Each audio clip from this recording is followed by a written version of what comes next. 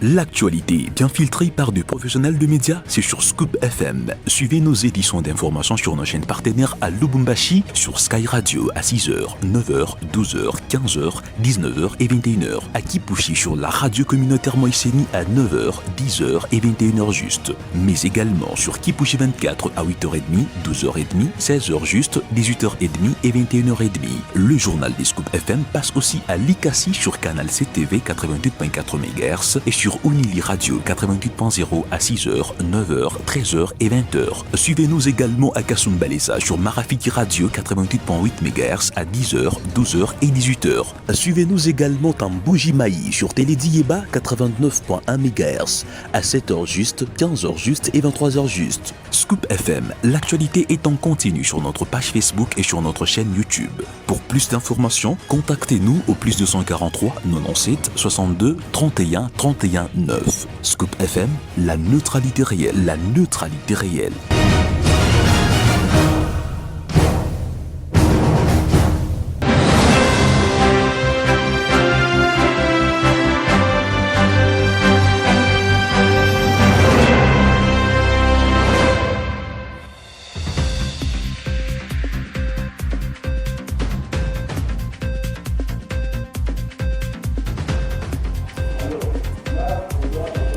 Merci de nous suivre sur Scoop FM ainsi que nos stations partenaires. Et bienvenue à toutes et à tous à cette édition d'information. Voici les titres.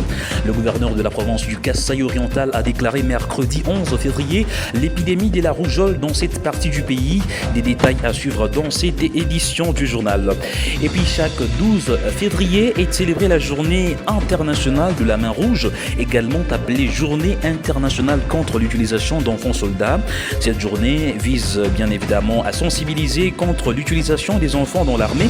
De précision à suivre dans cette édition. Je suis Gloire Diboué sous la coordination des Christian Mouchamba.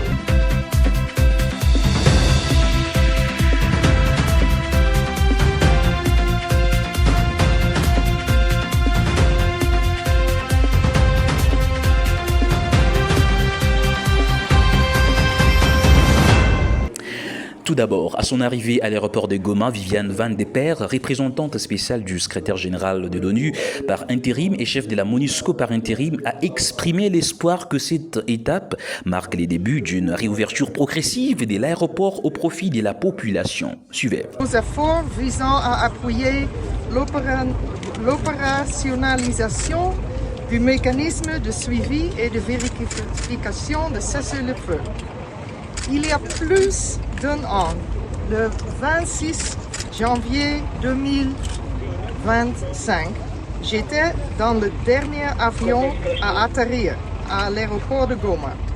Et aujourd'hui, je suis dans le premier hélicoptère à y atterrir à nouveau.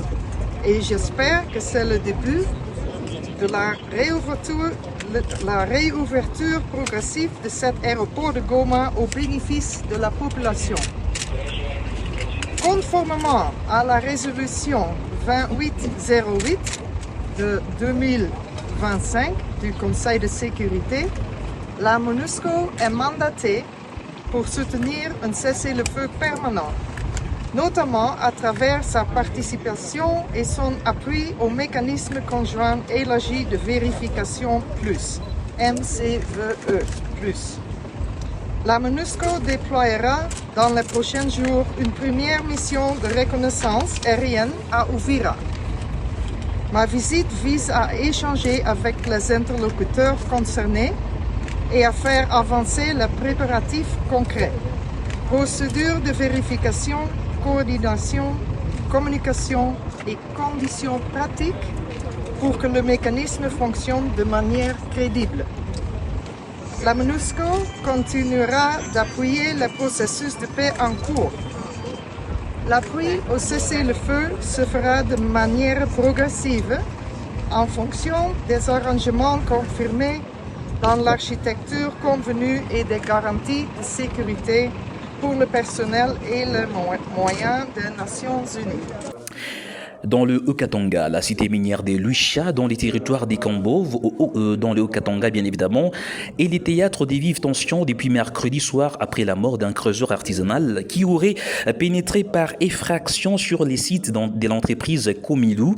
L'incident a provoqué des affrontements entre creuseurs artisanaux et policiers chargés de la sécurisation du périmètre minier. Des coups de balles ont été entendus, selon la Ligue nationale paysanne des droits de l'homme, qui l'a dit jeudi aux confrères de Top Congo. Des manifestants en colère ont vandalisé des bureaux de la police nationale congolaise et de la division des mines de Lucha. 2 véhicules ont également été incendiés. Ce climat de violence a entraîné la fermeture des écoles et des marchés jeudi matin. La situation reste tendue dans cette cité minière où les autorités sont appelées à rétablir le calme et à faire toute la lumière sur les circonstances du drame. Dans l'actualité également, à l'occasion du forum Mining Indaba en Afrique du Sud, le ministre congolais des mines Louise Watum Kabamba a précisé que l'accord minier signé entre la RDC et les États-Unis reste pour l'instant un cadre de discussion. Kinshasa attend des projets concrets et des retombées tangibles tout en affirmant rester ouvert à d'autres partenariats si la coopération n'aboutit pas dans ces cadres. Plus de précision avec Nora Bilengue. Kinshasa, en février 2026, à marge du Forum international Mining Indaba, tenu au camp en Afrique du Sud. Le ministre congolais des mines Louis Watum Kabamba a clarifié la position de la République démocratique du Congo sur son partenariat minier récemment engagé avec les États-Unis. Dans une interview accordée ce mercredi à Réunité, le ministre estimait que l'accord signé en décembre dernier entre Kinshasa et Washington n'est pour l'instant qu'un cadre général de discussion. Le gouvernement congolais attend désormais des retombées tangibles. Si cette coopération ne débouche pas sur des projets réels, la République démocratique du Congo se tournera vers d'autres partenariats, a déclaré le ministre, insistant sur le fait que plusieurs options restent ouvertes pour le pays.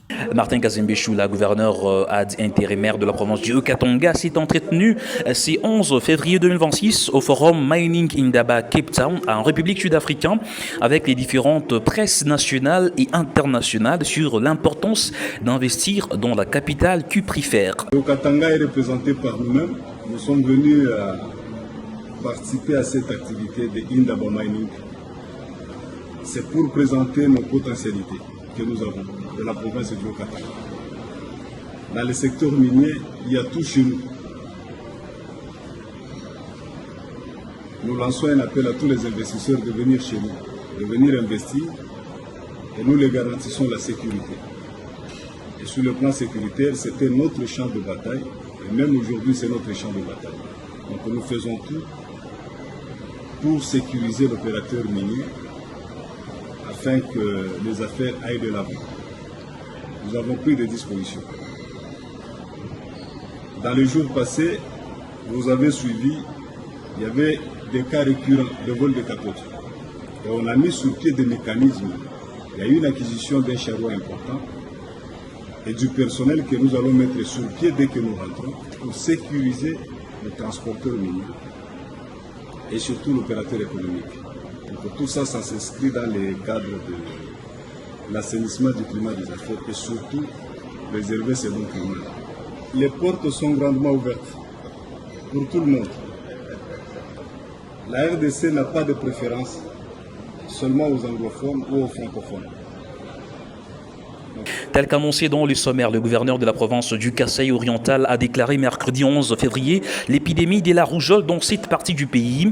Serge Kayeye ou Amoulumba fait les points focus pour le compte de Scoop FM dans cet élément que nous vous proposons de suivre. Dans cette déclaration officielle, Jean-Paul Mbobekapo a rappelé la rougeole vécue dans le passé au Kasaï oriental avec près de 100 cas de décès. Il a souligné que l'actuelle épidémie de rougeole a déjà causé 506 cas confirmés au Kasaï oriental avec près de 10 décès. Une fois de plus, la province est frappée par la même épidémie de rougeole et les statistiques sanitaires montrent une évolution vertigineuse des cas. En effet, en 2025, la province avait enregistré 551 cas, dont 3 décès. Cependant, rien que pour les 5 premières semaines de l'année 2026, la province compte déjà 706 cas, dont 10 décès. L'autorité provinciale a relevé que les statistiques actuelles de la rougeole sont confirmées par l'INRB, Institut national de recherche biomédicale. Le gouverneur de province en appel à la vigilance de la population qui doit coopérer avec les structures médicales les plus proches. J'appelle toute la population est-kassaïenne à la vigilance totale en procédant chacun là où il habite à l'identification et à l'orientation de tout enfant présentant des signes ci-dessous vers la structure de santé la plus proche pour le diagnostic et les soins appropriés. Le chef de l'exécutif provincial n'a pas hésité de présenter les signes épidémiologiques de la rougeole avant d'inviter les parents à faire vacciner tous leurs enfants de l'âge concerné. Fièvre, écoulement des yeux, écoulement nasal et boutons sur le corps. Par la même occasion, je demande à tous les parents ayant des enfants de 0 à 23 mois qui n'ont pas encore bénéficié de toutes les doses de vaccin de se rendre au centre de santé le plus proche pour faire vacciner leurs enfants. Les prestataires de soins sont invités à faciliter la tâche aux parents qui viendraient avec des enfants malades de rougeole en vue d'une bonne prise en charge ou une vaccination de qualité. L'autorité provinciale a appelé les leaders communautaires à mobiliser la population et à vulgariser son message. Depuis Mbujimai, dans la province du Kasaï oriental, Serge Kayeya pour Scoop FM. Et puis, tel qu'annoncé dans le sommaire, la journée internationale de la main rouge, également appelée journée internationale contre l'utilisation d'enfants soldats, est célébrée chaque année le 12 février. Elle marque l'anniversaire de l'entrée en vigueur le 12 février 2002 du protocole facultatif à la Convention relative aux droits de l'enfant qui interdit l'implication des mineurs dans les conflits armés. Elle vise donc à sensibiliser les publics et les dirigeants politiques au sort des enfants soldats et exige des mesures concrètes pour mettre fin à leur recrutement par des forces ou des groupes armés. Avant de finir avec cette édition du journal, mesdames et messieurs, place à présent à la revue de presse. Déguerpissement à Pacajuma, Samuel Mbemba Kabouya rassure et promet une solution satisfaisante au collectif des députés nationaux des Monts-en-Bas à Kinshasa. Bonjour à tous et bienvenue. La question du déguerpissement des populations des Pacajuma à Kinshasa était au cœur d'une audience accordée mercredi 11 février par le ministre des Droits Humains, Samuel Mbemba Kabouya, à un collectif des députés nationaux des Monts-en-Bas. La délégation était représentée par les députés Dorothée Madia et Eyanga Mboyo Vénance. En leur qualité d'élus nationaux, ces derniers ont exposé les conditions des précarités auxquelles sont confrontées les populations de ces quartiers périphériques à la suite de l'opération menée par l'hôtel des villes de Kinshasa. Cette action vise à restituer la pleine jouissance du site à la Société congolaise des transports et ports SCTP en sigle dans le cadre du programme des remises en circulation des trains urbains destinés à décongestionner la capitale, a-t-on appris sur ces médias en ligne.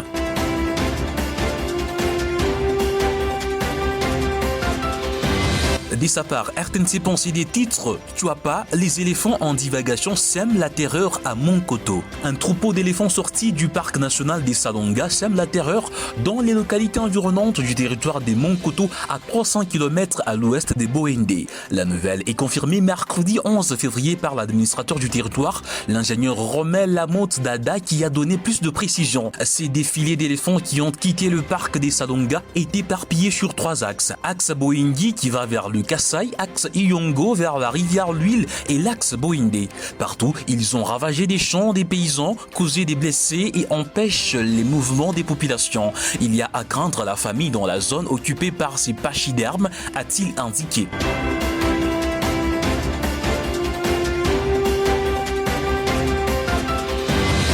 Mesdames et messieurs, ainsi nous mettons un terme à cette revue de presse sur votre radio.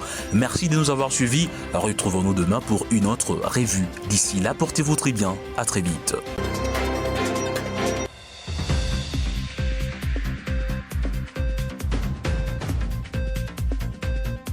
Ainsi s'achève cette édition du journal sur votre radio. Merci à vous de nous avoir suivis. Prochain rendez-vous très prochainement sur votre radio. D'ici là, portez-vous très bien. À très vite.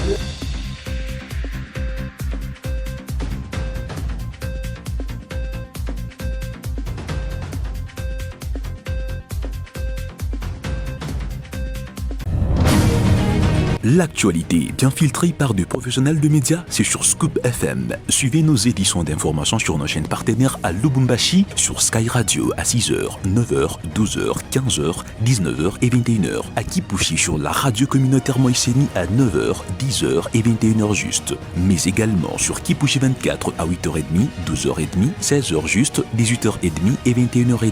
Le journal des Scoop FM passe aussi à Likasi sur canal CTV 88.4 MHz et sur sur Unili Radio 88.0 à 6h, 9h, 13h et 20h. Suivez-nous également à Kasumbalesa sur Marafiti Radio 88.8 MHz à 10h, 12h et 18h. Suivez-nous également en Bougimaï sur Télédiéba 89.1 MHz à 7h juste, 15h juste et 23h juste. Scoop FM, l'actualité est en continu sur notre page Facebook et sur notre chaîne YouTube. Pour plus d'informations, contactez-nous au plus 243 97 62 31 31 9. Scoop FM, la neutralité réelle.